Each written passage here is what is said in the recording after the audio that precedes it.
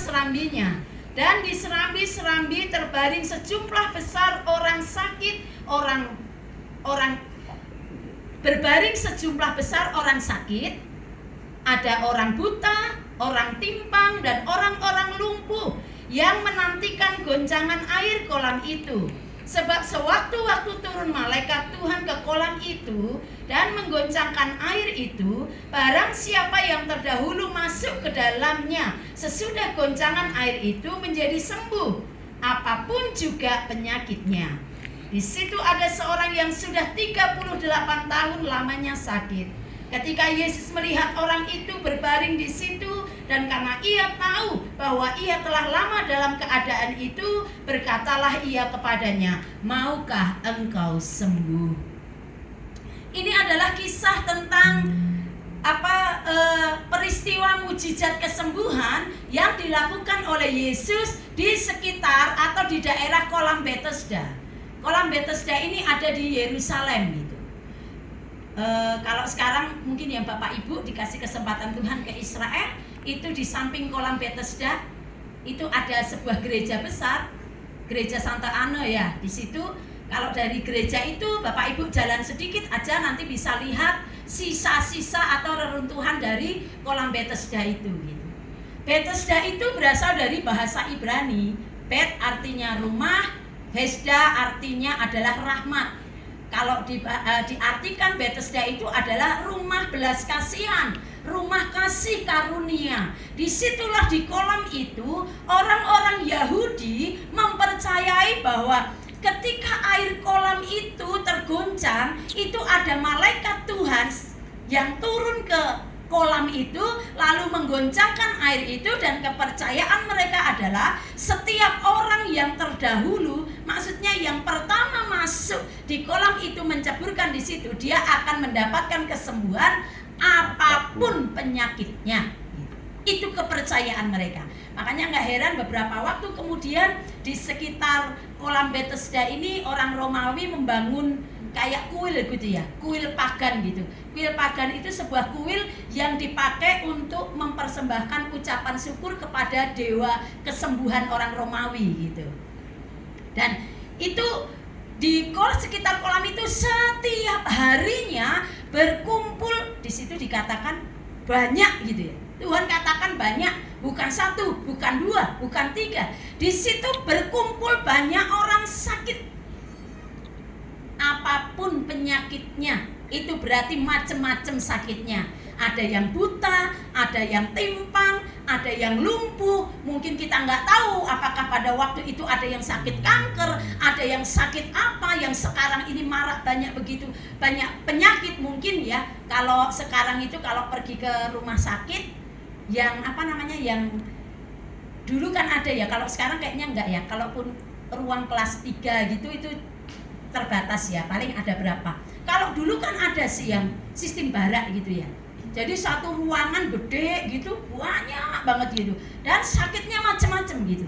Macam-macam, di sana lihat ada yang kakinya apa, nanti di sebelah sini ada yang hidungnya dimasuk-masukin apa, yang sebelah sana lagi mungkin perutnya seperti apa, dan pasti kita ngeri sekali lihatnya gitu.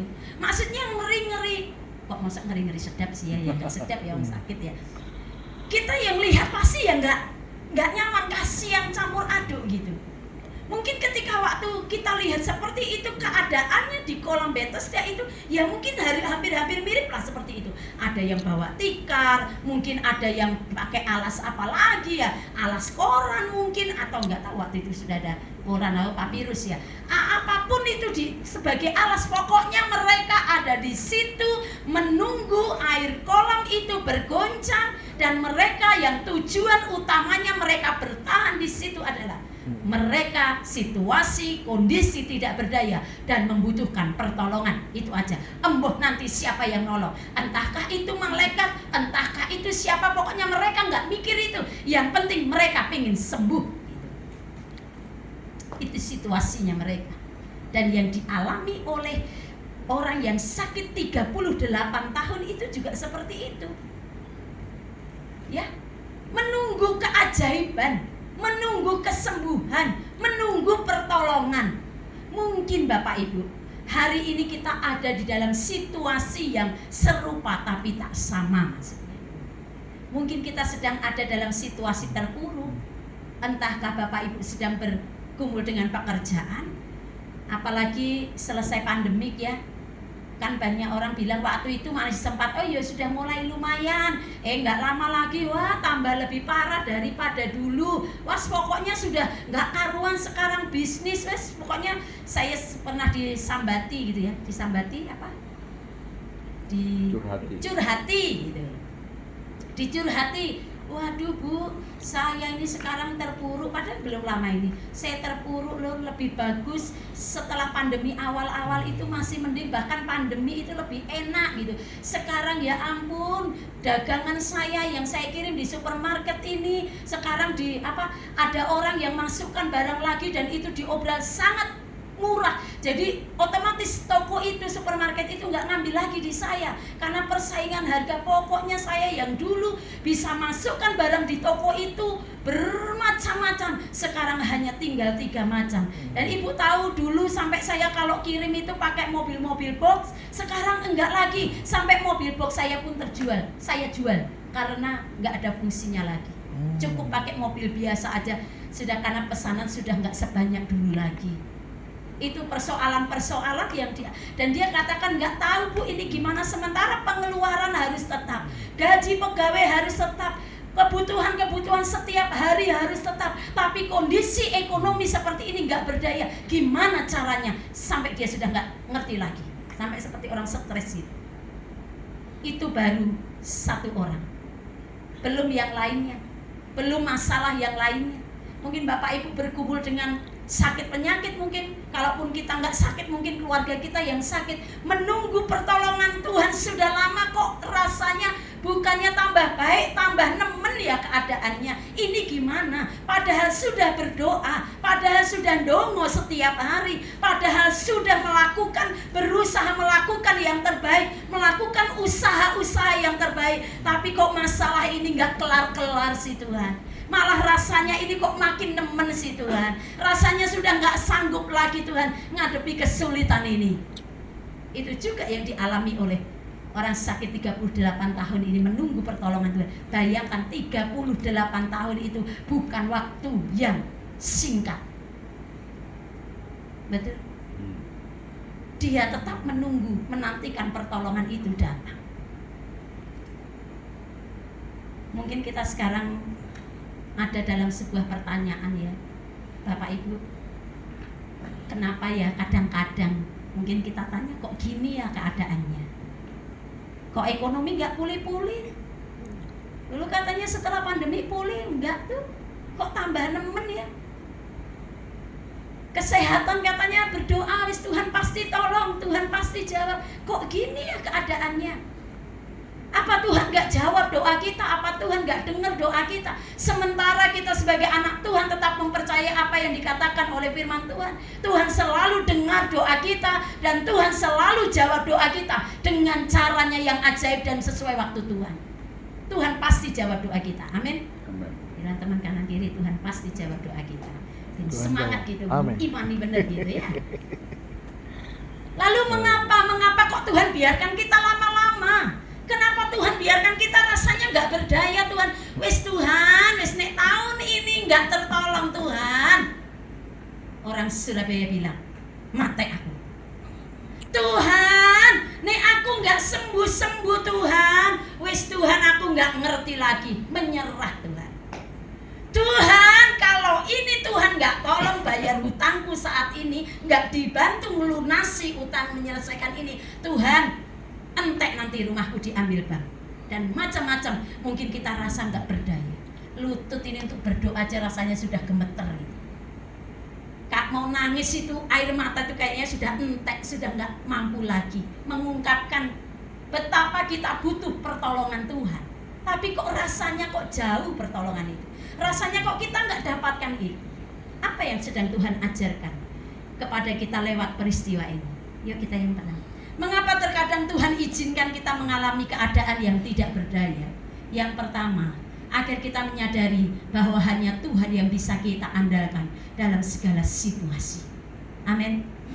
Mengandalkan orang tua, iya bisa, tapi mereka terbatas. Mengandalkan teman sahabat 1, 2, 3 kali, mereka mungkin bisa nolong kita, tapi selanjutnya terserah Anda, kan gitu ya. Seperti orang yang sakit 38 tahun menunggu pertolongan Tuhan. Di situ di ayat yang ke-7 dikatakan, jawab orang sakit itu kepadanya, Tuhan, tidak ada yang menurunkan aku ke dalam kolam itu. Dia dikatakan, apabila airnya mulai goncang Tuhan, dan sementara aku menuju ke kolam itu, orang lain sudah turun mendahului aku. Ini menjadi catatan bagi kita, bahwa dalam segala situasi tidak ada seorang pun yang bisa kita andalkan dalam segala situasi kecuali Tuhan kita. Amin. Ini loh buktinya. Di situ banyak orang nggak sih Bapak Ibu? Di sekitar kolam Bethesda itu banyak orang nggak? Firman Tuhan katakan apa? Banyak napa mboten Bapak Ibu? Akeh napa mboten? Akeh, banyak di situ. Tapi dia katakan tidak ada seorang pun yang menurunkan aku. Coba saya cuma membayangkan aja gini. Kepercayaan mereka ketika kolam itu goncang, ya airnya goncang. Wus, orang cepet-cepetan nih, rebutan nih untuk nyemplung biur gitu. Bayangkan perasaan dari Bapak ini seperti apa. Ketika lihat goncang, hatinya pasti pengen turun, aku pengen nyebur nih, aku nyebur pasti aku sembuh apapun sakitnya, kan gitu firman Tuhan katakan. Tapi ini nggak ada yang nolong aku, satu pun nggak ada yang nolong aku. Mungkin karena orang-orang di situ yang dengan berbagai macam sakitnya itu mereka punya urusan masing-masing. Mereka juga punya kebutuhan yang sama, mereka butuh kesembuhan. Jadi setiap kali air itu bergoncang, cepet-cepetan mereka nyebur ke kolam itu. Jadi mungkin satu dengan yang lain sudah gak ada waktu lagi mikirkan orang lain. Begitu juga dalam kehidupan kita kan Bapak Ibu ya. Masing-masing orang itu punya pergumulan masing-masing. Kenapa kita gak bisa andalkan orang lain? Sebab ya itu mereka punya kebutuhan masing-masing. Mungkin mereka juga sedang bergumul dengan persoalannya. Mungkin mereka juga sedang berjuang menyelesaikan masalahnya. Bukan bukan mereka nggak peduli kita, tapi ngurusi urusannya dewe. Mereka mungkin sudah puyeng gitu, nggak sempat lagi mikirkan urusannya orang lain gitu. Dan ini yang dialami oleh orang yang sakit 38 tahun. Lalu ketika semua sekeliling tidak bisa diandalkan, apa yang dikatakan Yesus? Tuhan Yesus kita itu luar biasa ya. Kata Yesus kepadanya, bangunlah, angkatlah tilammu dan berjalanlah. Dan pada saat itu juga sembuhlah orang itu. Lalu ia mengangkat tilamnya dan berjalan. Ketika sekitar kita tidak bisa kita andalkan, Tuhan mau kita menyadari masih ada Tuhan yang bisa kita andalkan dalam segala situasi dan keadaan. Amin. Saya teringat seorang ibu, satu kali dia telepon saya. Saya sebelumnya itu nggak kenal sama ibu. Dia jemaat, tapi saya nggak kenal karena dia sering ibadah di pusat. Jadi nggak kenal gitu. Nggak tahu ceritanya gimana ibu ini bisa kenal saya, bisa tahu gitu ya. Lalu nggak tahu juga dia dapat telepon saya dari mana. Dia telepon saya, Bu, bisa ketemu? Bisa, saya bilang gitu. Oke, ini Bu siapa? Akhirnya kenalan di telepon itu. Bisa ya Bu ketemu. Oke, akhirnya dia diantar sopirnya ke rumah. Lalu sopirnya pergi, dia curhat di situ gitu. Dia bilang, saya ini baru kehilangan suami saya. Dia udah nangis tuh, cerita dari awal pun udah nangis. Suami saya meninggal. Saya punya 3 anak.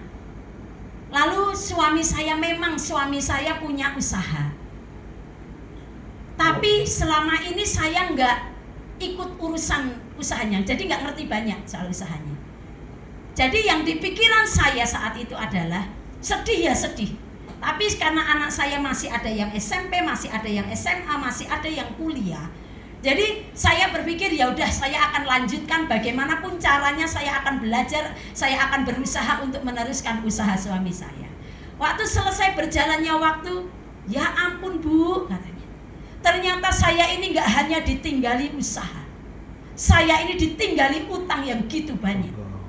Itu berarti di pundak saya ada tanggung jawab untuk menyelesaikan semua hutang-hutang itu. Belum lagi saya harus sekolahkan anak-anak, selesaikan pendidikan mereka. Dia curhatkan semuanya. Lalu dia bilang gini, terus tiba-tiba waktu saya sementara sudah rasanya nggak kuat, saya ingat kokonya suami saya. Saya rasa dia bisa nolong karena ekonominya jauh lebih bagus gitu. Lalu dia datang, saya coba hubungi, lalu saya berusaha ke rumahnya, minta tolong kayak mana ini kok, pokoknya dia berusaha. Apa jawaban ipar saya? Dia bilang, loh itulah urusanmu, kamu kan sudah ditinggali usaha, ya wes kerjano, ya wes terusno. Kamu berusaha keras, nanti dari situ kan kamu bisa penuhi hutang dan biayai anak-anakmu. Dia bilang ketika dengar jawaban itu, dia bilang kayak muter dunia ini.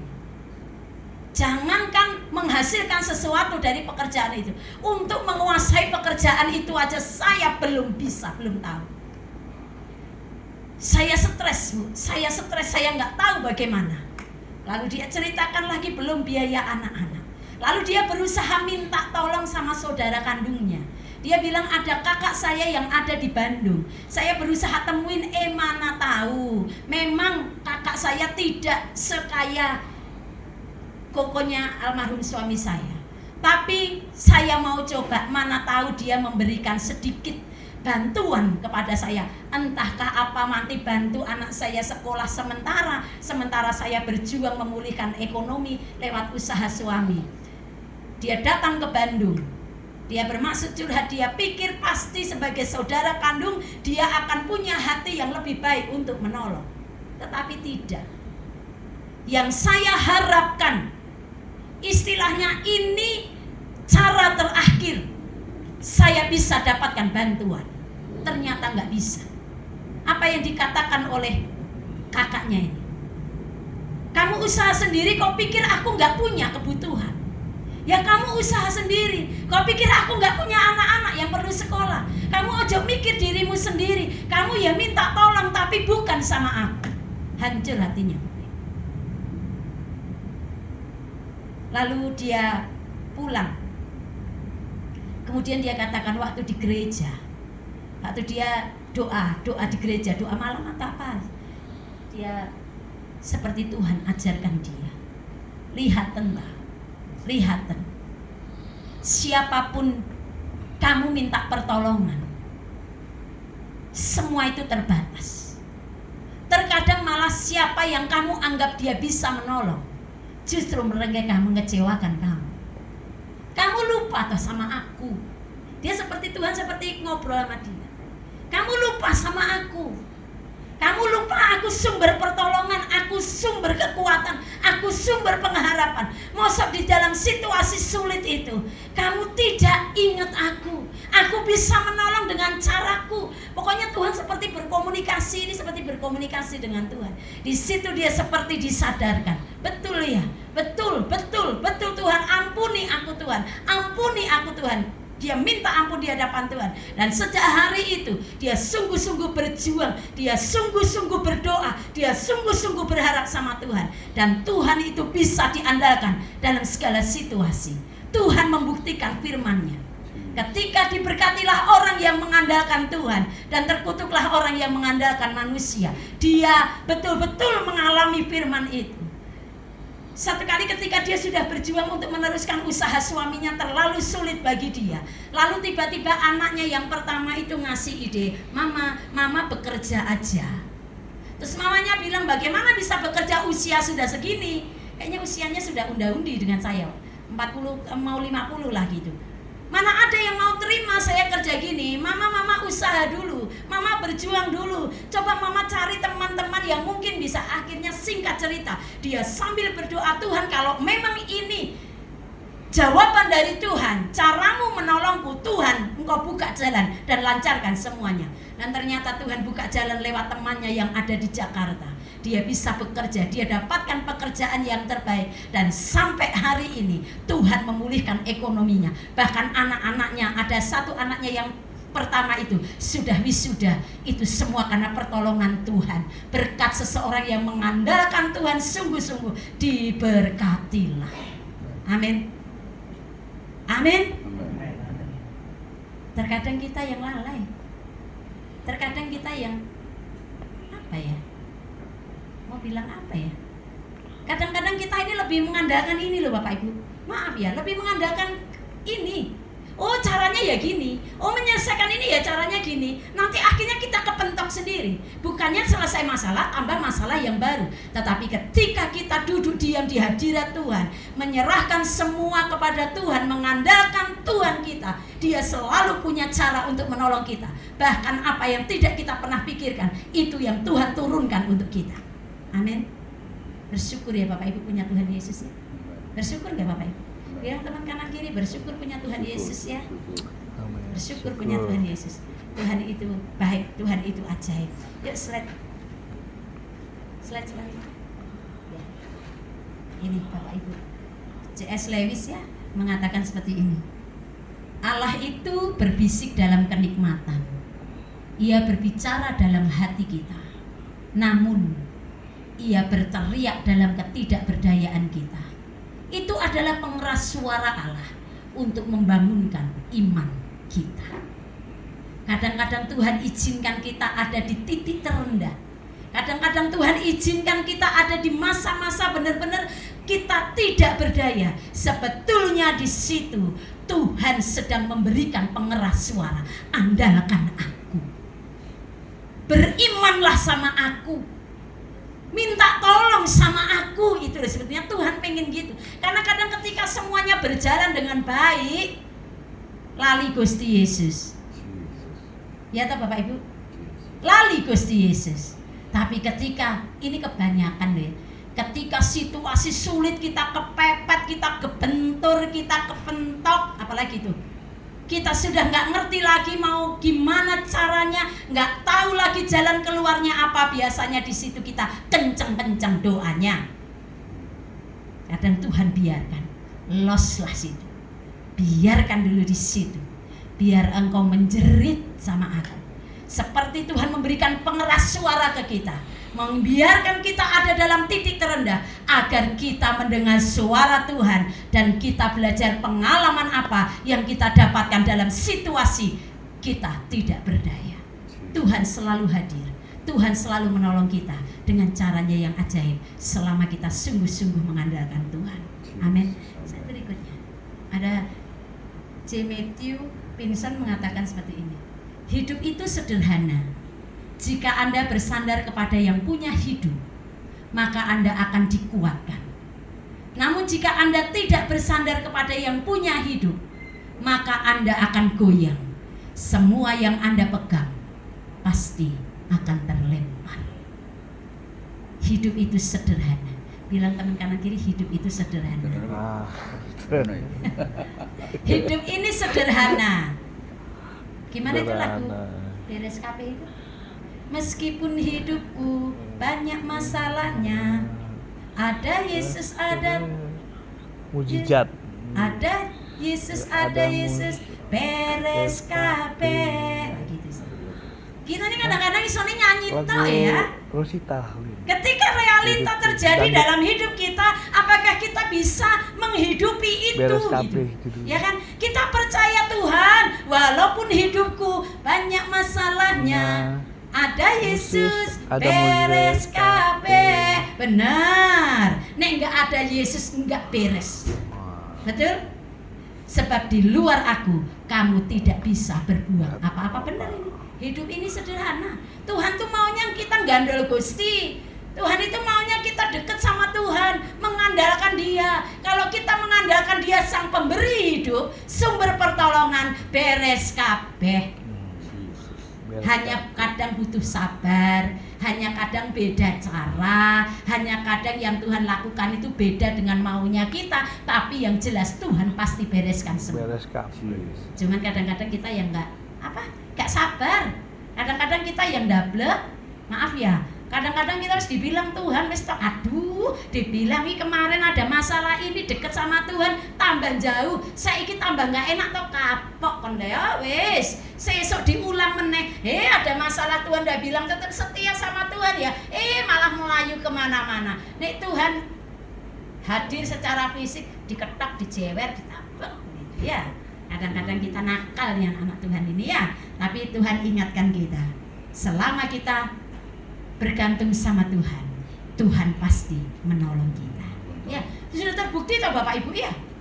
Sepanjang berapa lama Bapak Ibu ikut Tuhan? Nek ditanya berapa kebaikan Tuhan yang sudah diterima, pengalaman-pengalaman rohani apa yang sudah Bapak Ibu alami, semua pasti punya ceritanya sendiri-sendiri. Oh dulu ekonomi dipulihkan, oh dulu sakitku disembuhkan, oh dulu keluargaku dipulihkan.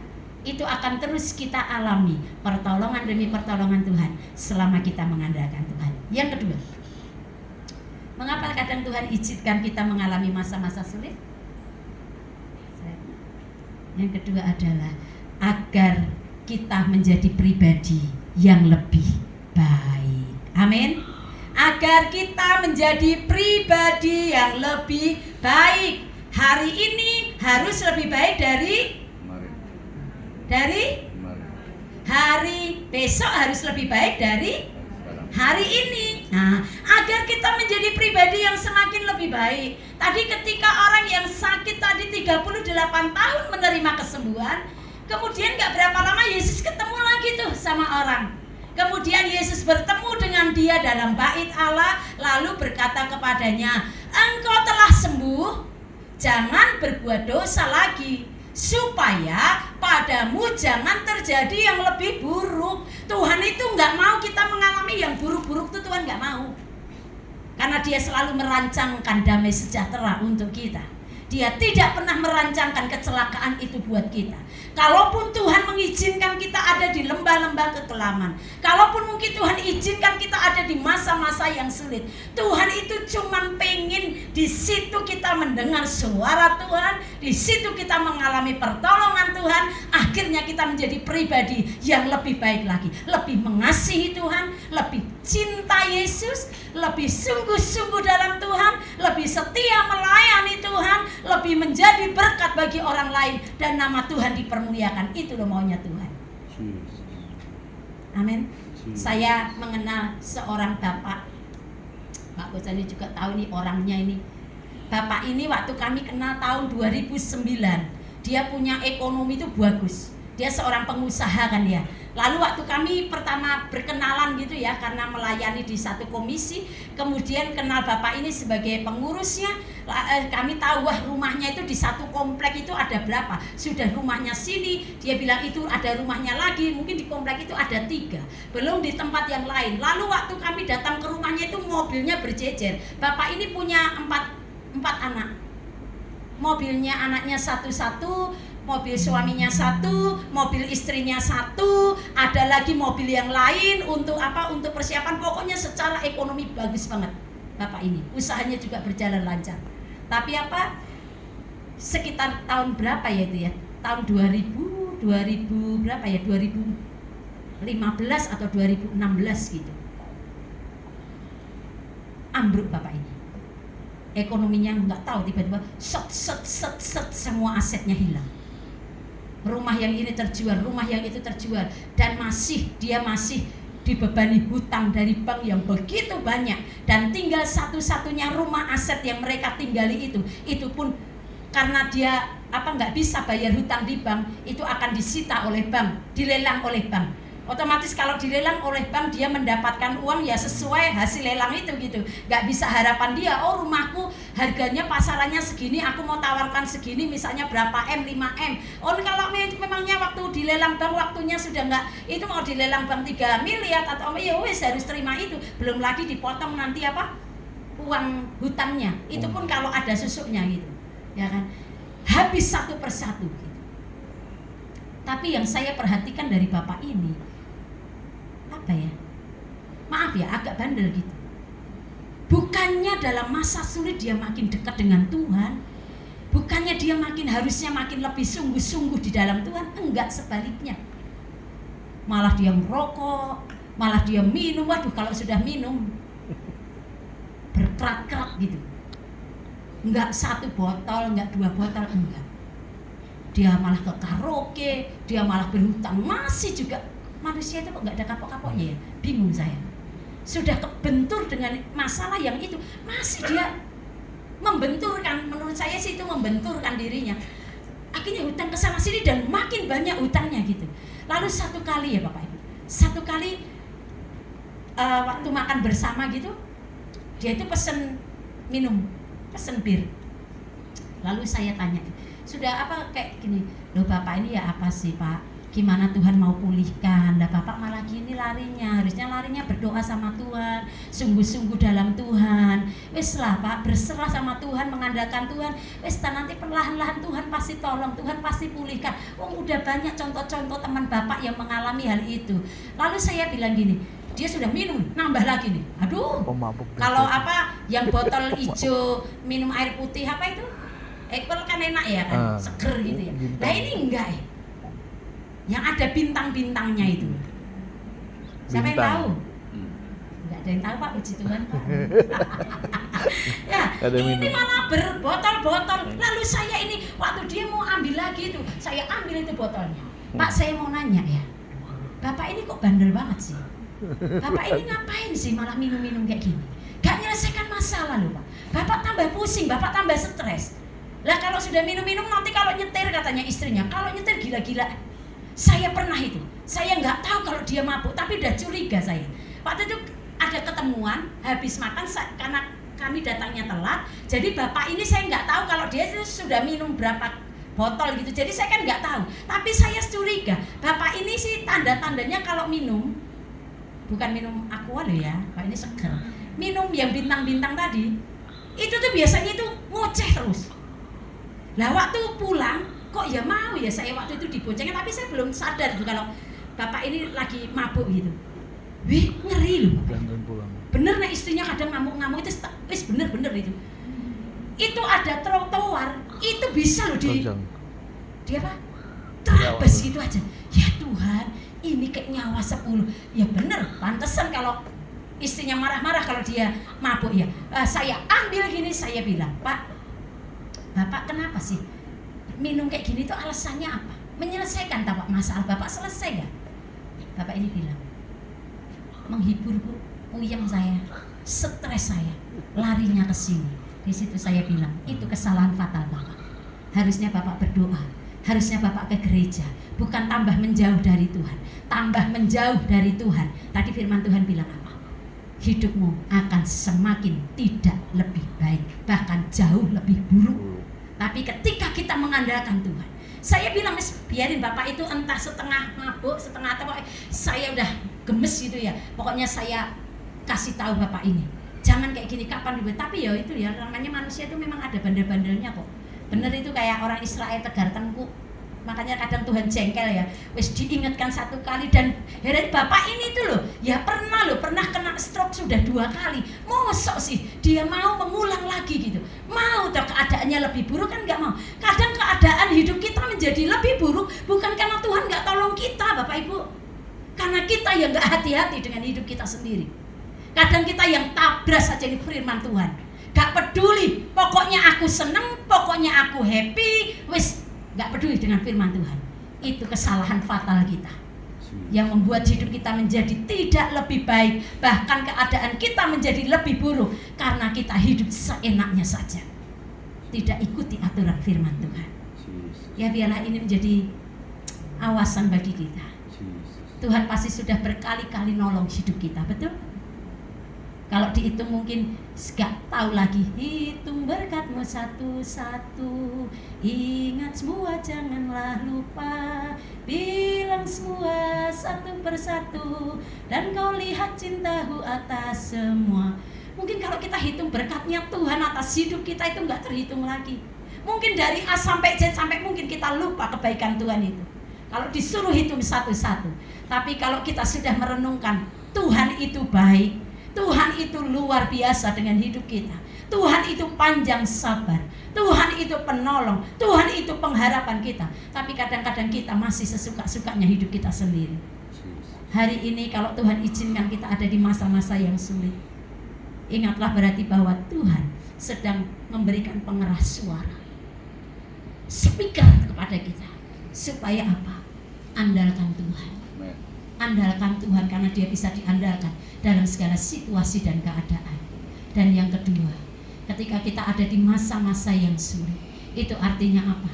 Tuhan ingin kita menjadi pribadi yang lebih baik, lebih dewasa rohani, lebih dewasa dalam karakter kita, lebih dekat dengan Tuhan, lebih mengandalkan Tuhan, lebih peduli dengan orang lain.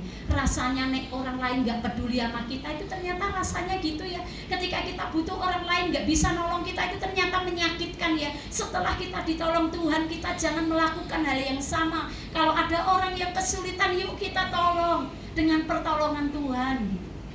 Jadi hidup kita jadi berkat. Dalam masa terpuruk pun itu menjadi kesaksian bagi dunia bahwa kita tetap eksis di dalam Tuhan, tetap belajar mengandalkan Tuhan, dan kita menjadi pribadi yang semakin kuat dan kokoh di dalam Tuhan. Yuk kita akan bangkit berdiri.